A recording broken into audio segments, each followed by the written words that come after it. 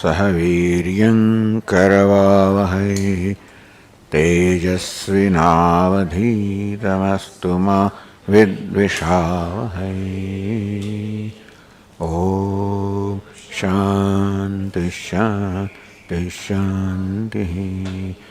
ॐ पूर्णमदः पूर्णमिदं पूर्णात् पूर्णमुदच्यते पूर्णस्य पूर्णमादाय पूर्णमेवावशिष्यते। ॐ शान्ति शान्ति शान्तिः। श्रुतिस्मृतिपुराणानाम् आलयं करुणालयं नमामि भगवत्पादं शङ्करं लोकशङ्करं। शङ्करं शङ्कराचार्यं केशवं बादरायणं सूत्रभाष्यकृतौ वन्दे भगवन्तौ पुनः पुनः। ईश्वरो गुरुरात्मेति मूर्तिभेदविभागिने व्योमवद्व्याप्तदेहाय दक्षिणामूर्तये नमः। चैतन्यं सर्वगं सर्वं सर्वभूतगुहाशयं यत्सर्वविषयातीतं तस्मै सर्वविदे नमः।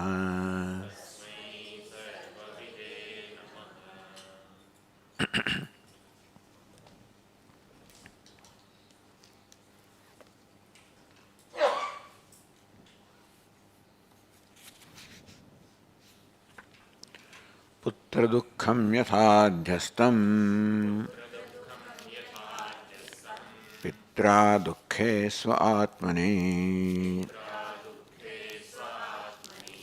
अहंकर्ता तथाध्यस्तः नित्या दुःखे स्व आत्मनि सोऽध्यासो नेति नेतीति प्राप्तवत् प्रतिषिध्यते। भूयोऽध्यासविधिः कश्चित् कुतश्चिन्नोपपद्यते। आत्मनीह यथाध्यासः प्रतिषेधस्तथैव च मलाध्यासनिषेधौखे क्रियेते च यथा बुधैः। प्राप्तश्चेत् प्रतिषिध्येत मोक्षो नित्यो भवेद्ध्रुवम्। अतो प्राप्तनिषेधोऽयम् दिव्यग्निचयनादिवत्।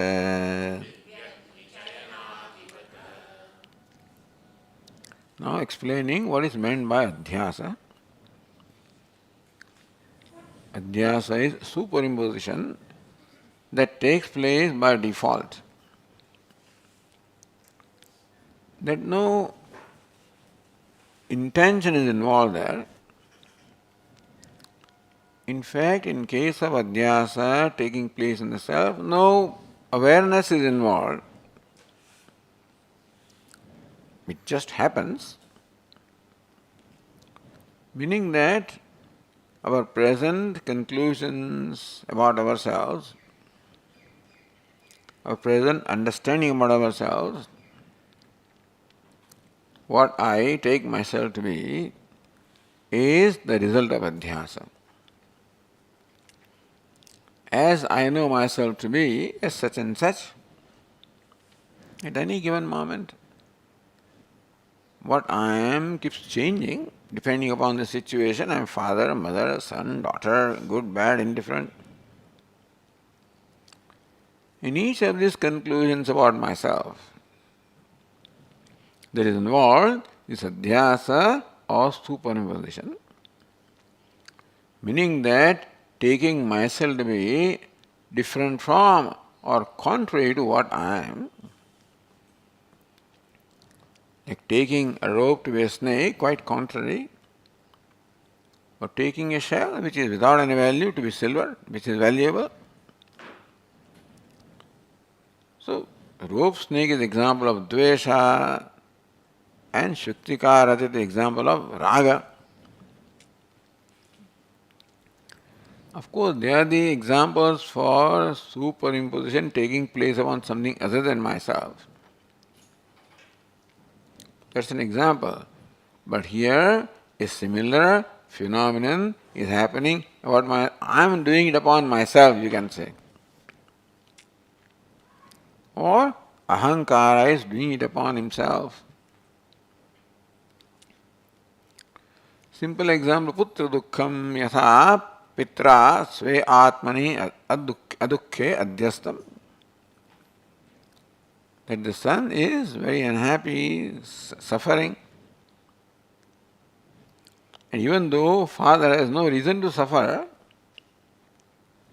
adukhe sve atmani, the self that is, has no reason to be unhappy or sad. But he becomes sad because of the sadness of his son or someone who is very dear to him. So, how the pain of what is dear to us is unconsciously superimposed upon ourselves and we feel it. Now, what is the reason doesn't matter, it's empathy, that is not the point here. Point is how I feel the pain which is located elsewhere. Is asakti in this case. The asakti that the father has for the son, that is what is meant here.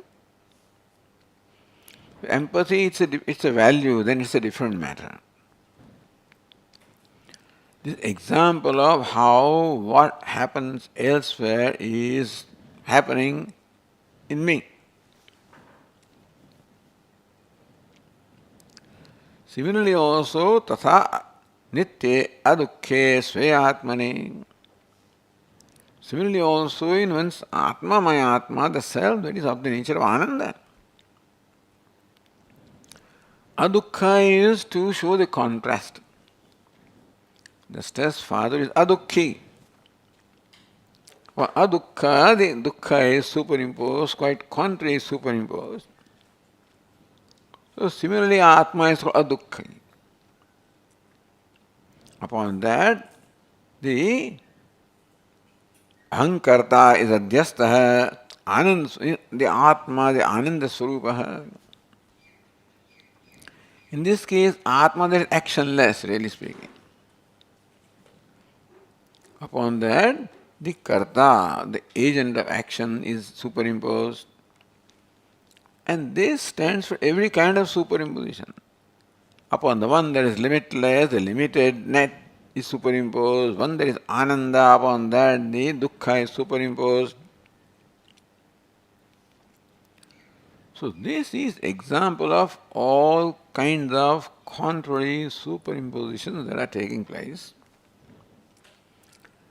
Don't worry about dukkha, that's not the point here. The point is how totally contradictory thing is superimposed. That's what the idea is. Meaning that there is adhyasa in our life. In how I look upon myself, adhyasa or superimposition is involved. Why does a particular kind of notion arise? Is there a reason why I look upon myself in a certain way? There is a reason. That father looks upon himself as dukkhi because dukkha is there someplace in son. Similarly, I look upon myself as limited because limitation is there somewhere in the upadhi. So then I look upon myself as limited being and therefore inadequate being. lacking, wanting, being. This is the basic, the notion I have about myself. The limitedness, lack, want is all someplace. Where is it? In the buddhi, in the body, in the mind, sense complex.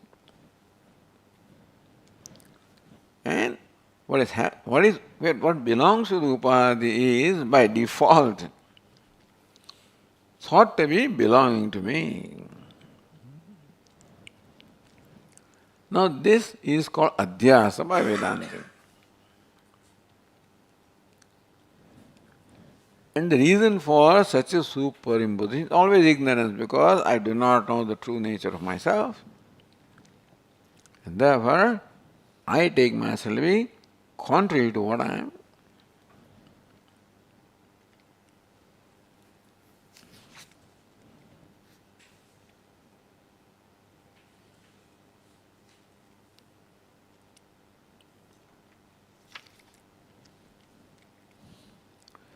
For adhyasa to take place, the general requirement is that we have the samanya jnana of something and not the vishesha jnana. In case of a rope snake, I have samanya jnanam that something is there. Vishesha jnanam that this is rope, that part is not there. If I don't see that object at all, samanya jnanam also is not there, in pitch darkness, no adhyasa can take place. If samanya jnana is there, vishesha jnana also is in broad daylight, I know object is this as well as rope, again, no superimposition.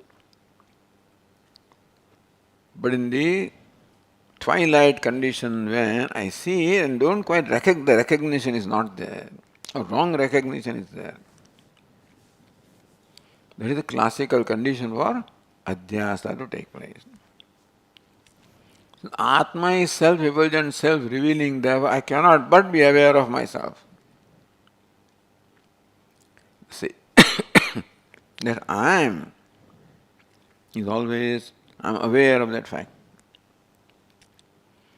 But that I am limitless, I am not aware of that aspect, the special, the vishesha. Therefore, in that part, I superimpose limitedness upon what is limitless. I superimpose all contrary notions. Not that I do it deliberately, it happens. So this is a prakriya. It is a model to explain why we are feeling the way we are feeling about ourselves. Because, as the Upanishad says, you are Brahma. And Upanishad knows who I am. So that is called Shraddha in the Upanishad, that Upanishad knows better about me than what I do. Upanishad says, Tattvamasi, you are Brahman. Therefore, I begin from there. And then I question, then if I am Brahman, why do I think like this? Why do you think I am a jiva, limited being, helpless creature? Why do I think that way? Why do you think I am a small, inadequate, little lacking, wanting being? So I don't ask this question, how can I be limitless when I am feeling limited? My question is, when Upanishad says I am limitless, why do I feel limited? So that is when this explanation came. That limitedness happens elsewhere in the body-mind sense complex. And somehow by default that limitedness is thought to be mine, belonging to me. Like a wealthy actor who is playing the role of a beggar may think that I am the beggar. And all the limitedness of the beggar is superimposed upon himself. So again adhyasa is another example. A better example. Because we are talking about superimposition upon the self, which is what an actor does. Meaning that all that I think about myself is all false. That's the whole idea. I have not looked into these conclusions. I have not subjected this conclusion to the scrutiny of reasoning whether I have reason to think like this or conclude like this. That is given. And then whole of my life is based on these conclusions about me. And basic conclusion, I am inadequate. Therefore, the whole life is dedicated to becoming adequate. Depends on the ego.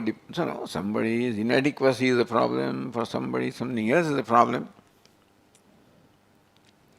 Can be intellectual problem, emotional problem, social problem, whatever problems are there, the root of them is I am a needy being. Whether need is of an emotion, need is this XY, recognition, need is. Depends on which aspect in me is predominant. That I am a needy being. And my life becomes a process of all the time trying to fulfill a need which is an imagined need. That's what Upanishad says, Vedanta says. Sodhyaso neti neti pratishiddhyate. Hey, you are not small, limited, inadequate, lacking, wanting, being. That is false. So Upanishad helps us to how to see myself. Basically, that's what it is. I have a way of seeing myself right now. Upanishad guides me as to how to look at myself.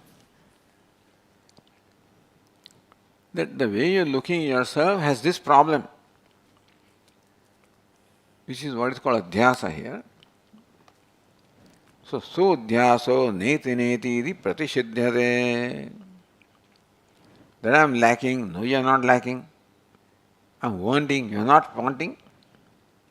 I am needy, you are not needy. In our language, we can say that. Sthula, sthula manam, this is okay, but this is what, in fact, applies to our life. Whenever we do anything, there is already a conclusion of myself, and that is an entity that is doing whatever it is doing, talking, walking, anything that we are doing. We can confront ourselves right then. Say, wait, who is doing this?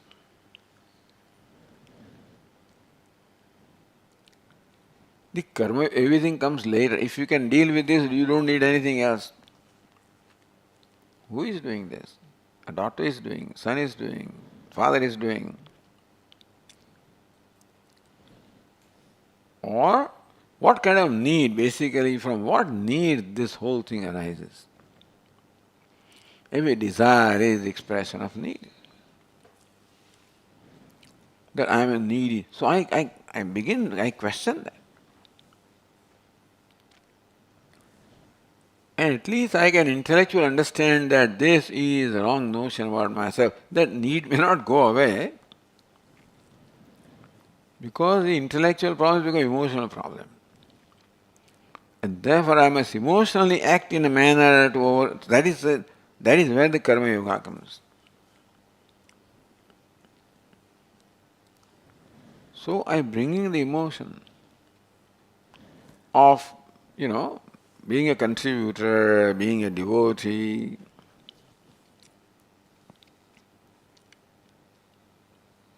That's how bhakti comes. So therefore, my life should become a process of negating adhyasa. Not justifying this ahankara. All the time, this pure vipurim justifies ahankara, justifies oneself. That's a trap. And not that I don't have to condemn myself or anything. At the same time, I cannot justify my demands, my expectations. That's what the ahankara results into. Anyway, so that is how to put this teaching into practice. But then, you don't need, if you are adhikari, you don't need anything.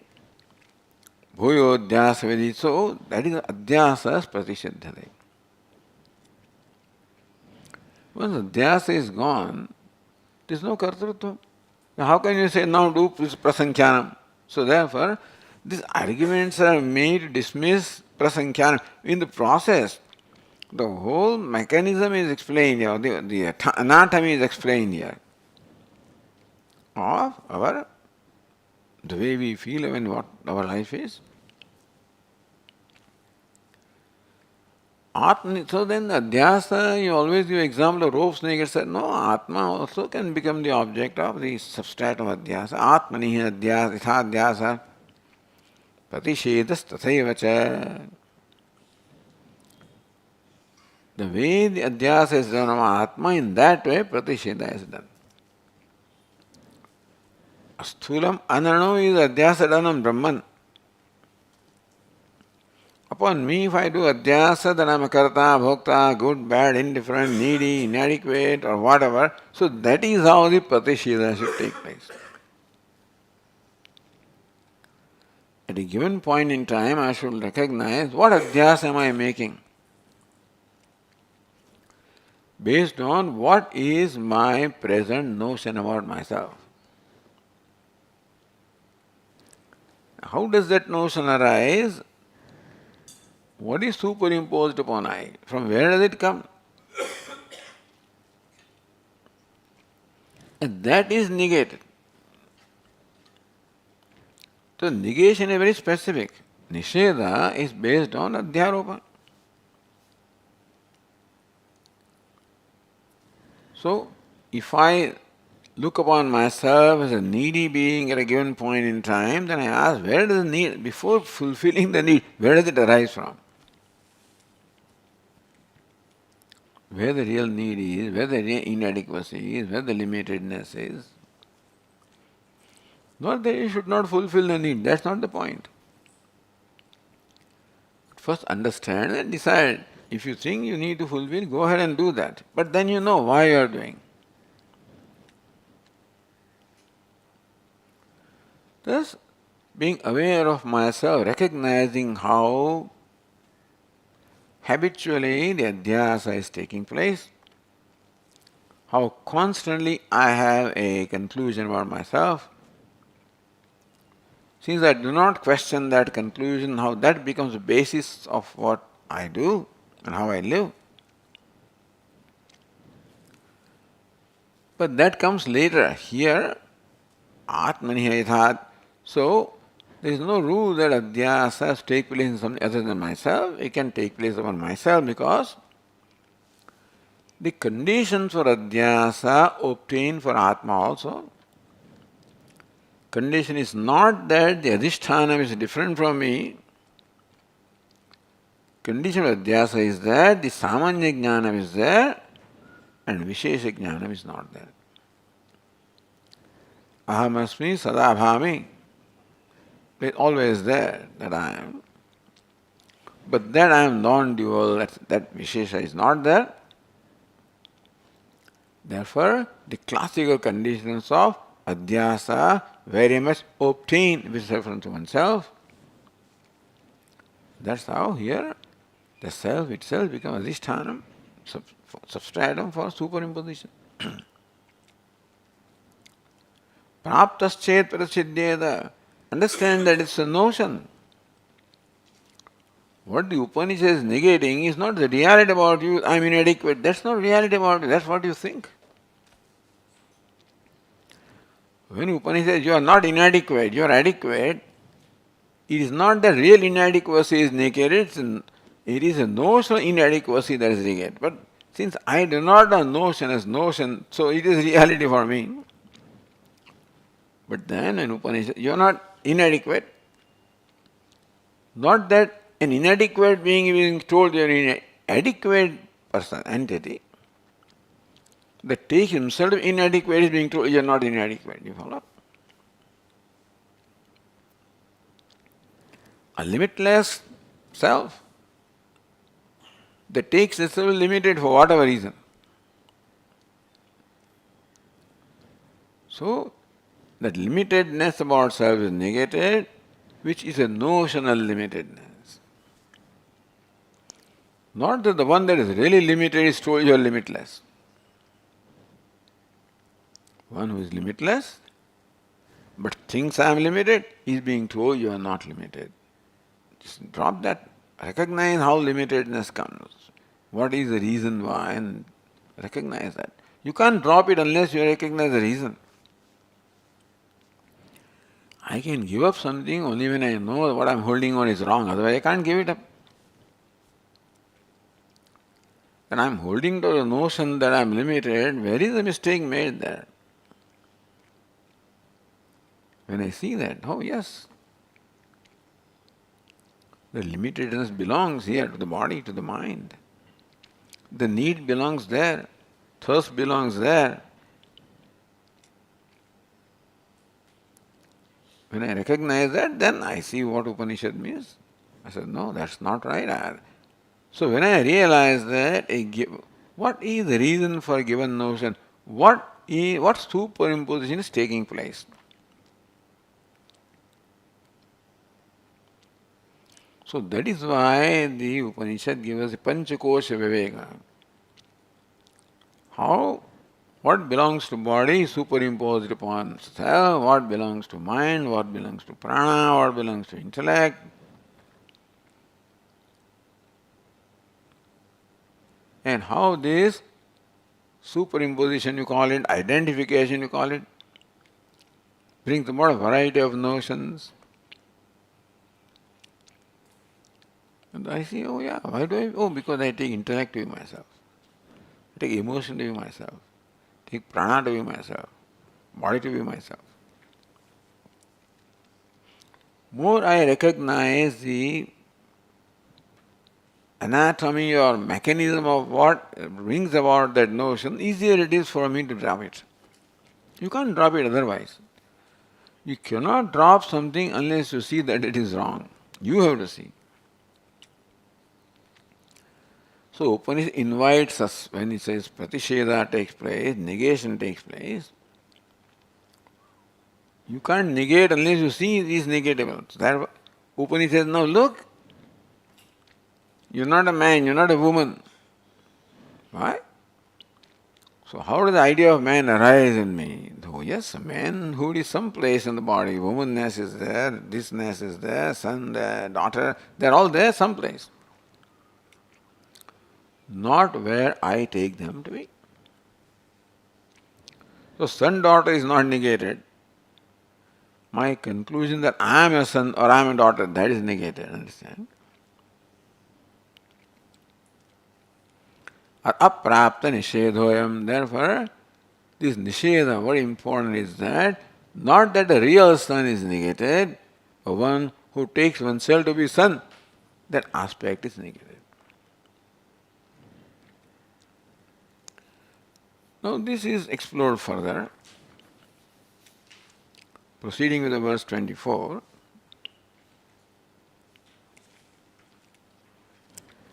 Thus Vedanta emphasizes all the time there is no bondage in Atma. No real bondage.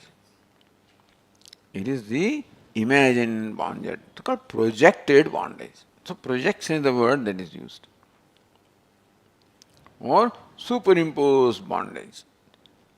Projection of what belongs to one place is thought to be elsewhere.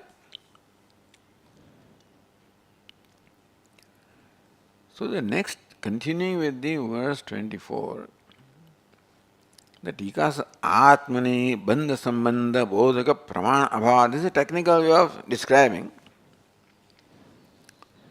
How do you see that I am bound? Atmani Bandha Sambandha. Bandha means bondage, limitedness. When I conclude that I am a limited being, how do you connect Atma with limitedness? Means I am limited, what we have done is, Atma and limited are bonded, are lumped together, connected, isn't it? If the tree falls, I don't say that I fell down because I know that falling belongs there. There is no connection. But this sambandha meaning there, or you can say on the same location, samadhikaranya. Atma and limitedness, both of them are placed given the same status, same locus. So connected them. Bondage means limitedness. The Atma and limitedness cannot be connected. In Atma and nothing can be connected. There cannot be sambandha of Atma with anything. In this case, bandhan, bondage or limitedness. Atmani, bandha sambandha. So, on what basis do you conclude that I am limited? Have you seen a limited eye? I see an orange cloth. So, orange and cloth, this exist simultaneously in the same location. So, the reason that orangeness is connected to cloth because then the same locus. The partness and this object also are connected because of the same locus. Therefore, the part possesses partness. So, partness is connected to this entity. Similarly, when I say I am limited, the I am limited, do they belong to the same locus? Is it possible for you to see a limit? When you say I am limited, can you see limited self? Have you seen it? Experience. Can you experience? Point is, can you experience the self and limitedness? So this limitedness cannot be connected to Atma or any other notion that I have. That notion arises because I place Atma, the self, and that entity, son, daughter, father, mother, limited, into the same status I give them. But they belong to different locations, there is no connection between them. And therefore, there is no way that the self and limitedness can be connected. They call it bondage, I call it limitedness. Atmani bandha sambandha bodhaka pramana abhadapi. There is no way that I can experience or I can see the limitedness in Atma because there is no way that Atma and limitedness can coexist. Atma cannot be experienced. Atma cannot be experienced by the conventional means. So the limitedness can be experienced. That I am mortal, the mortal part is experienced. That I am so and so, but I am is not experienced. And what is experienced that so and so, limited, mortal, is joined by me with I am. But I am cannot become the object of knowledge as limitedness is.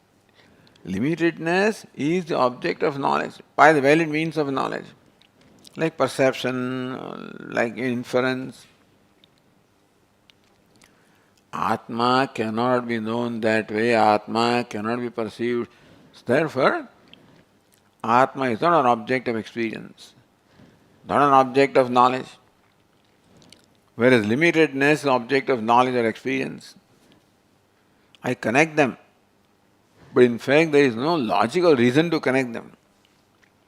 So, bandha sambandha bodhaka pramana abhavat, bandha sambandha bodhaka. That which will let me understand that I am bound or that I am limited. How do you say that? I experience it. How do you experience? By what? By eyes? By ears? By mind? How do you experience it? How can you experience I am which is not experienceable anyway? So how we take things for granted? Na tatra bandhasya satyada prapti. Therefore, the bandha or limitedness and Atma cannot coexist. The limitedness is an experience or known through the valid means of I can see limitedness, I can feel limitedness, I can infer limitedness.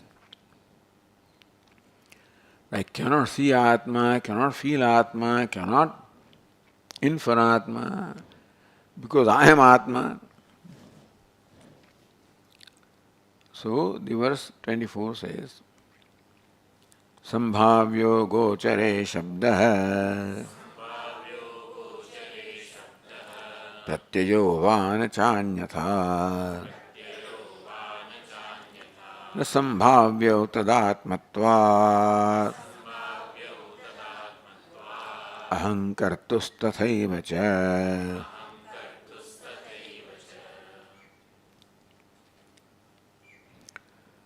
So, Shabda is a pramana. That this is a mountain. Or I saw a mountain. I saw the lake, so and so. So, call it Shabda, call it the Vakya. That's the pramana for us to know that there is a lake and of such and such thing. So, Shabda is a standard pramana. For us, Upanishadi Shabda. So, Atmani bandha sambandha pranam Shabda pramanantaram va. Is it that somebody says you are bound? Is that statement enough for me to understand or see the bondage in me? Or do you perceive yourselves pratyaksha? Do you infer your limitedness? So standard pramana or means of knowledge are there. Pratyaksha, anumanam, upamanam, arthapatti, anupalabdhi and shabda. Pratyaksha is perception with sense organs. Anumanam, inference that I arrive. Pratyaksha is direct knowledge, others are all indirect knowledge. Paroksha jnana. So inference that there must be fire. Upamanam, that this like this must be gavya, gavaya. Or arthapatti, that this must be happening because otherwise it cannot be so. Anupalabdhi, this thing is not there. Anupalabdhi is to determine the absence of something. And Shabda, by listening to the description or whatever, we know. But only pratyaksha is immediate knowledge, rest are all indirect knowledge, paroksha jnana. None of these pramanas have the scope as far as Atma is concerned. All these means of knowledge given to us have scope with reference to only what can be objectified. Pratyaksha means I objectify something, my sense object. So what can be objectify? My organs of perception. And based on that, this I can objectify smoke that I see. Based on that, anumanam, I infer the presence of fire. I don't see fire, but I infer. I see this person putting on weight, but I see him not eating. I imagine he must be eating when I am not around. That's arthapatti. That mother comes home and sees that all laddus are missing, 3 laddus out of them missing. I don't know. But unless this fellow has eaten, how can they be missing? So by arthapatti, you eaten them. This is the conclusion she arrives at. Unless this fellow has eaten, they cannot be missing. Anyathanupatti. So these things are used by us every day today. When I see, I infer that, it is road wet, so it must have rained.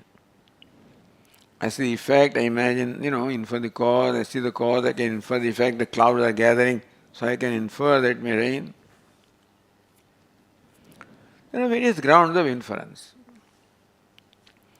But all of these, and Shabda is the final one. Sambhavyo gochare shabda.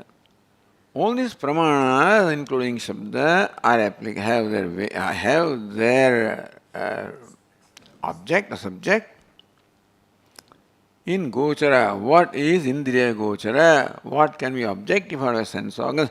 They alone can become the object of our experience.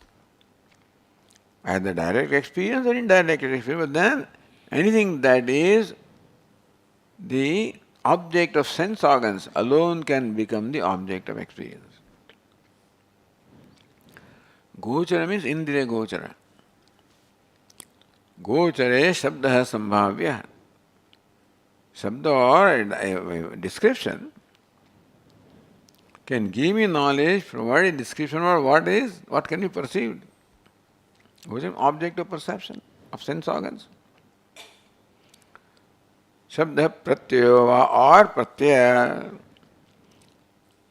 When you utter a word, then a pratyaya arises in me, recognition arises in me, yes, this is so and so. Nanyatha. Nothing can become the object of experience unless it is the object of sense organs. Or a corresponding notion takes place, or corresponding recognition or thought takes place from that. So a part thought or a pratyaya, a notion of concept of part takes place, that can become the object of knowledge. Or a part is object of my sense organs, that can become object of knowledge.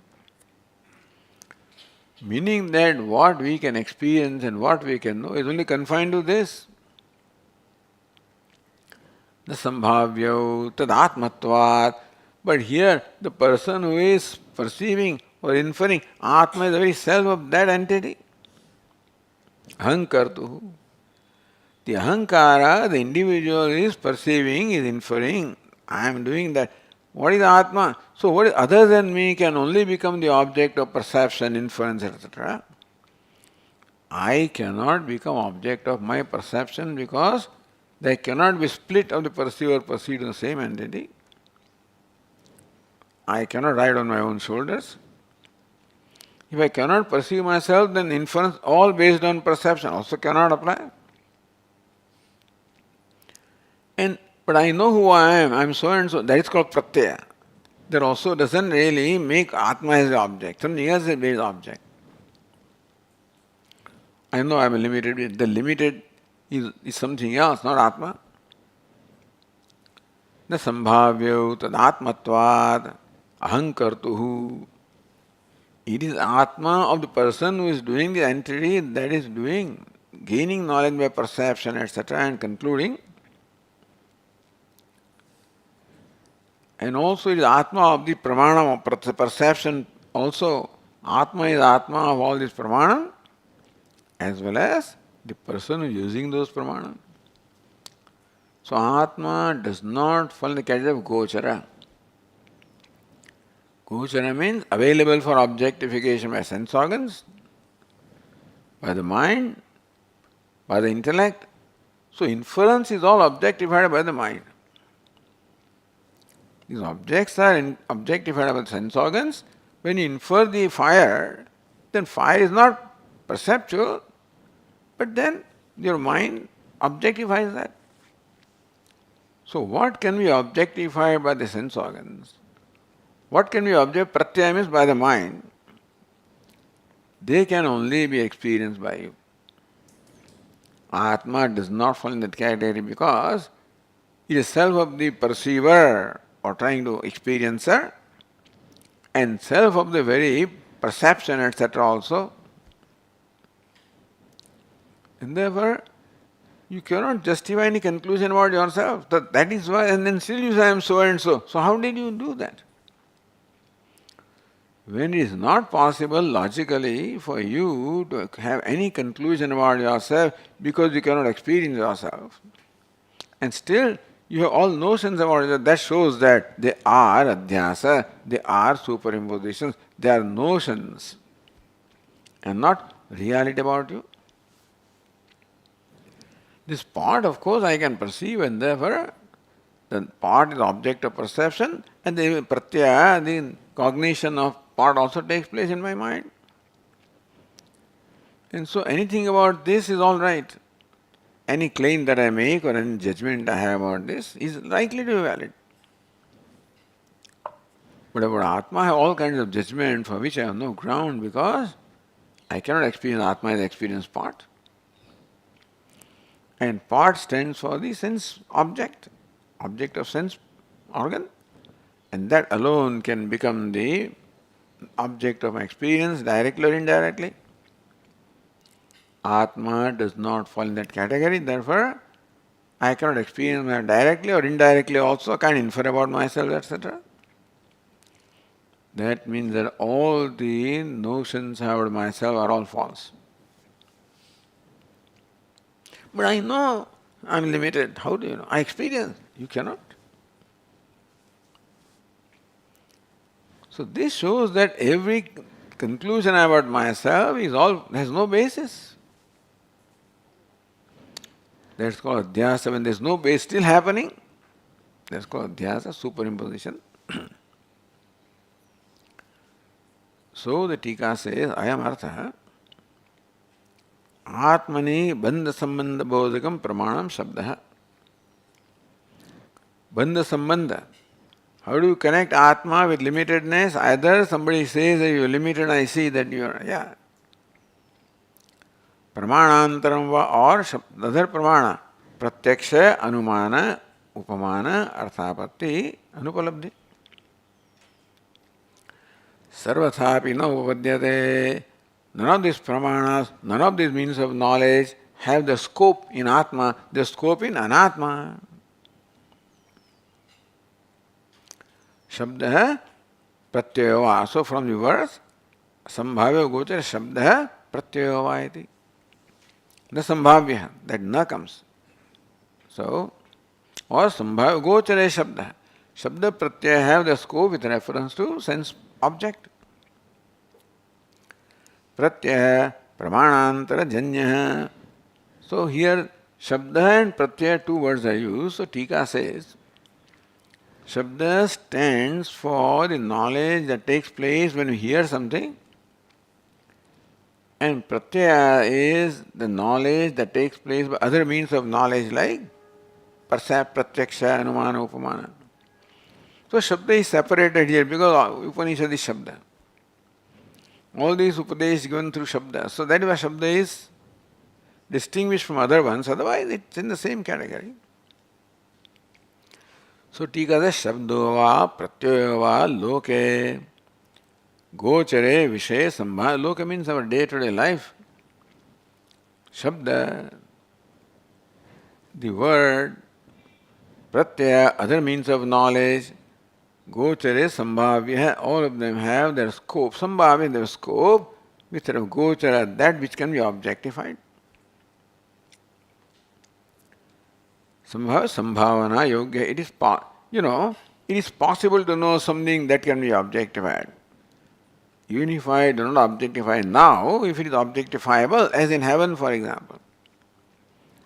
There are things in the earth which you don't see them, but they are available for objectification now or sometime.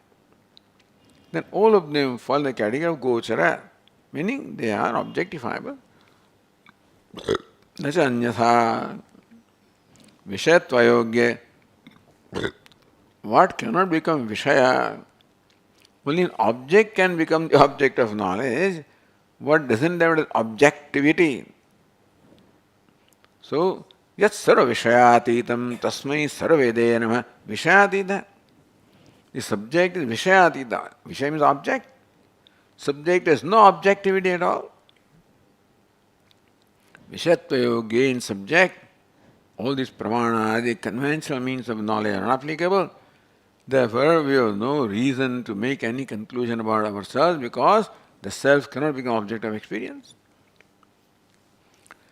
So to illustrate, tathacha, shashti, jati, so it takes shabda first.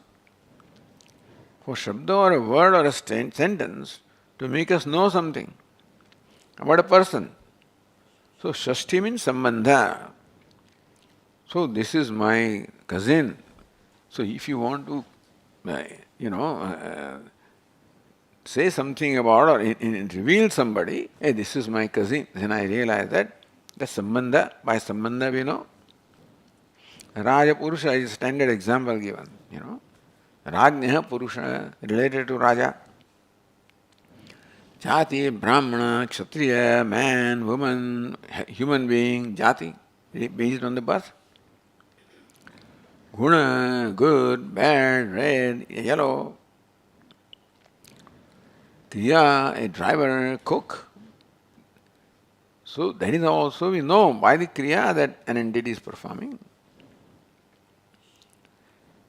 These are Shabda Pravut. So word or sentence can describe some an entity which possesses one or more of this Visheshata, one or more of these qualifications.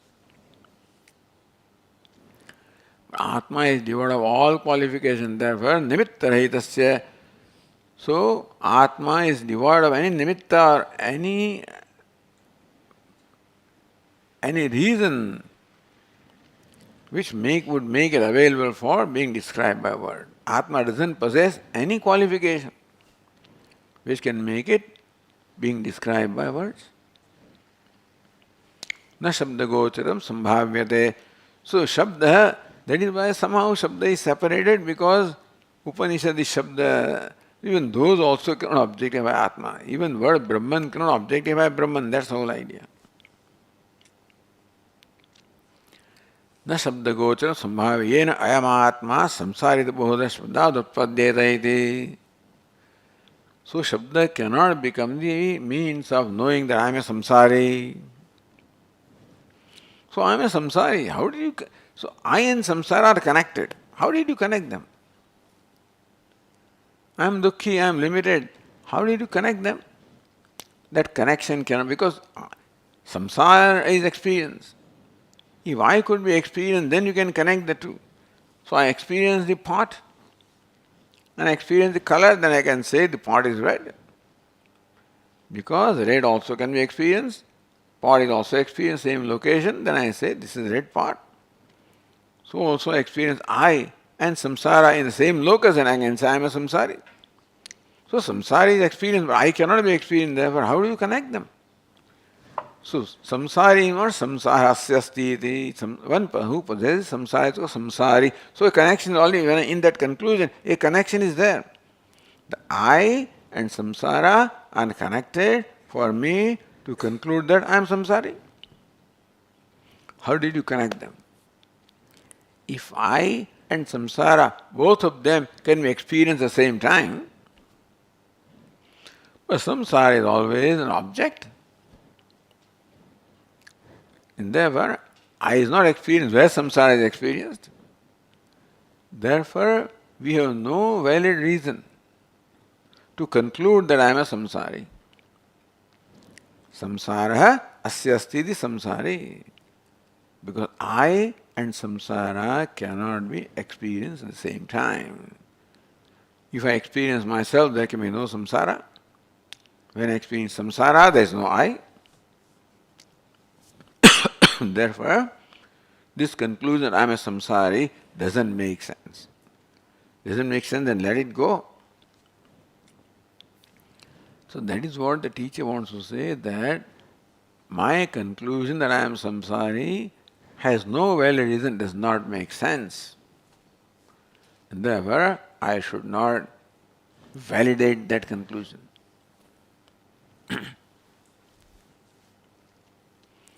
Tatha rupadhihinatvat. Already Shabda is then pratyaya means other pramana, so perception.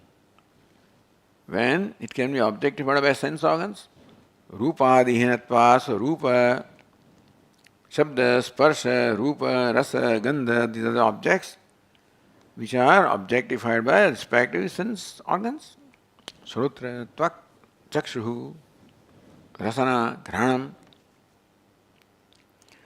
Bhashyendriya varga tasmin na kramate. Therefore, Bhashyendriya varga, Indriya varga, this group of sense organs, Bhashyendriya varga, the group of external sense organs, like the organs of perception. Na kramate, they cannot reach there. There is no scope there. ataheva na tatsvarupa sambandhataya linga vishesha agrahanat anumana arthapatti abhi tasmin na sambhavatah. Now, fire can be inferred provided fire and smoke are connected. Yatra yatra dhumaha tatra tatra bandhi. So this is called linga. Smoke is called the linga, which is invariably connected with fire. But nothing can be connected to Atma. Therefore, nothing can become the linga of the Atma. Na tatsvarupa sambandhataya. With fire, the smoke is connected, and that becomes the linga or the evidence for inferring fire. There is nothing that is connected to Atma which can become the linga or evidence to infer the Atma. Linga vishesha agrahanat. Nothing is connected. See, smoke is connected to fire. Therefore, smoke can become the linga, the evidence for inferring fire. Nothing, Atma is asanga, not connected to anything. So nothing can become the linga or the reason for inferring Atma. Arthapatti also requires a linga.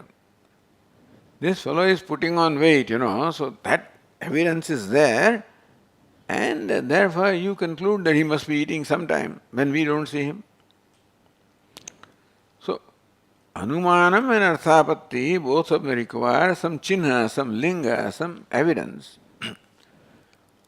of smoke connected to the fire or eating connected to the entity. Then you can infer or you can presume nothing is connected to Atma. Therefore, Atma cannot become the object of Anumana or Arthapatti. Avayavadi abhavatna upamanam. Upamanam is comparison. A standard given example is given is a gavaya. Looks like a bull, like a cow. So somebody says in the forest there is gavaya, which is like cow. Now you never seen this gavaya. Now you go to forest, happen to go there. You see an animal. There is not cow, but looks very similar to cow. Then remember, hey, this is gavaya because of similarity. So anumanam, similarity. But Atma is not similar, nothing is similar to Atma. Therefore, this anumanam also is not possible.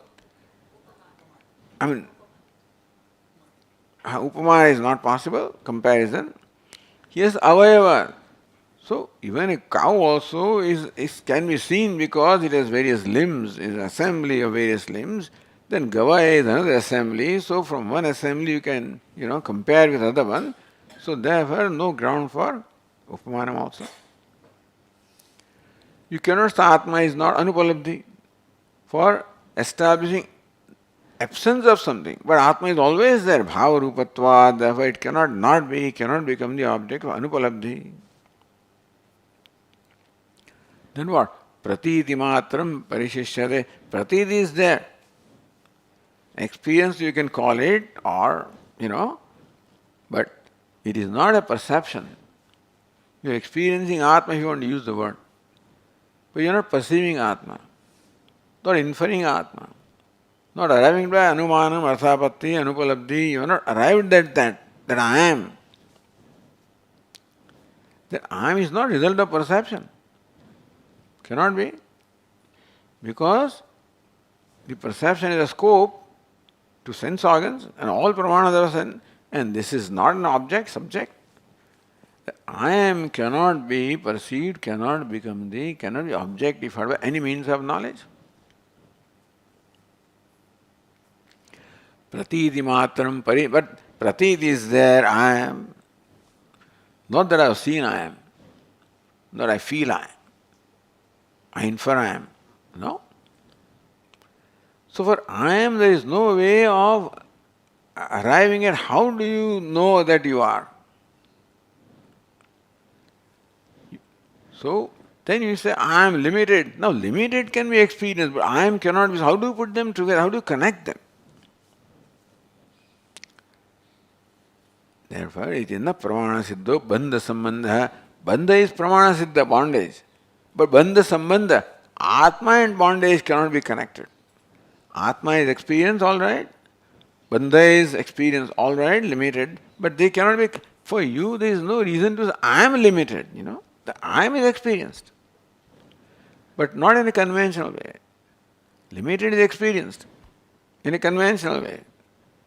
But then you are joining them together, connecting them, and there is no way that they can be connected because they do not belong to the same locus. The orangeness and the cloth should belong to the same locus for us to connect that. The cloth is orange. Iti na pramana siddho bandha sambandha. Therefore, you keep on saying that I am so and so. Who says? I know. How do you know? Meaning that we have no valid ground for the conclusions that we have about ourselves. And primary conclusions, I am needy. Who says? Who is needy? My body is needy. Mind, ego is needy. But I am needy. How do you connect? I am a needy. There is no way. Need is there someplace. But I am is not connected. Therefore, if body is needy, I have no problem. If something else is needy and limited, I have no problem.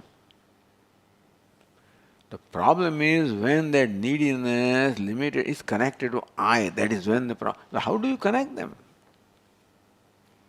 Even death is not a problem. Anything can become a problem only when connected to I. Understand this? This connection we establish. Happiness also can come only when it's connected to I. So in India, wins the match, I'm happy. This connection is there. And you feel sad, oh, they lost it.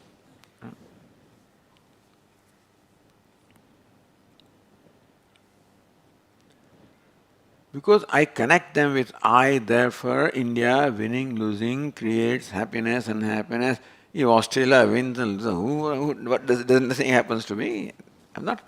If I don't connect with I. If something happens in the United States, I am connected because I'm connected with that. I think, so something happening there may create a feeling in me. Not it's something happening in Timbuktu, nothing happens to me. All right, turn the page. So how something can be important to me, relevant to me, only when it's connected with I. But nothing can be connected with I, and you are already assuming that connection and living your life and doing things, isn't it? Nobody can give you this insight, other than Vedanta. It just addresses a very fundamental mechanism.